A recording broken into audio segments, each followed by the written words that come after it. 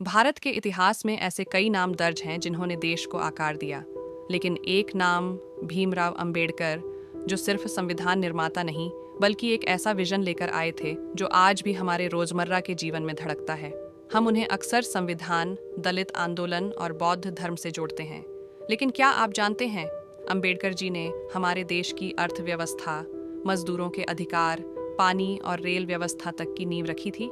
आज हम आपको बताएंगे बाबा साहेब के वो पहलू जिनके बारे में शायद आपने पहले कभी न सुना हो। सन 1923 में अंबेडकर जी ने एक किताब लिखी, the problem of the rupee. British सरकार ने इसे इतनी गंभीरता से लिया कि रिजर्व बैंक ऑफ इंडिया की नींव उसी किताब के सुझावों पर रखी गई। सोचिए, जिसे हम संविधान निर्माता मानते हैं, उसने भारत की पूरी बैंकिंग सिस्टम को भी शेप किया। अंबेडकर जी मानते थे कि पानी सिर्फ एक रिसोर्स नहीं बल्कि लोगों का हक है।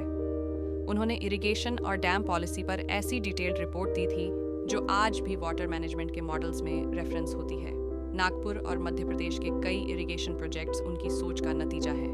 आज हम 8 घंटे की नौकरी करते हैं और मैटरनिटी लीव जैसी सुविधाएं पाते हैं, पर शायद ही किसी को पता है कि इन सब के पीछे अंबेडकर जी का विजन था। उन्होंने लेबर लॉज में वो बदलाव किए जिसने भारत के लाखों मजदूरों की जिंदगी बदल दी। वो कहते थे, एक समाज की तरक्की का असली पैमाना है उसके मजदूरों की हालत। ब्रिटिश सरकार ने उनसे रेलवे पर रिसर्च करने को कहा था। अंबेडकर जी ने लिखा, भारत को जोड़ने और इनइक्वालिटी को कम करने में रेल ही बैकबोन बनेगी। आज सोचिए, अगर रेलवे न होती तो भारत की तस्वीर कैसी होती। किताबें उनके लिए सिर्फ ज्ञान नहीं बल्कि दोस्त थीं। कहा जाता है कि उनकी पर्सनल लाइब्रेरी में 50,000 से ज्यादा किताबें थीं, उस समय एशिया की सबसे बड़ी प्राइवेट लाइब्रेरी में से एक। वो कहते थे, मेरी असली ताकत मेरे पास रखी किताबों में है। कोलंबिया यूनिवर्सिटी ने उन्हें 20वीं सदी के अपने टॉप 10 स्टूडेंट्स में शामिल किया और लंदन स्कूल ऑफ इकोनॉमिक्स से उन्होंने इकोनॉमिक्स में DSSC की रेयर डिग्री हासिल की, जो दुनिया में बहुत ही कम लोगों को मिली थी।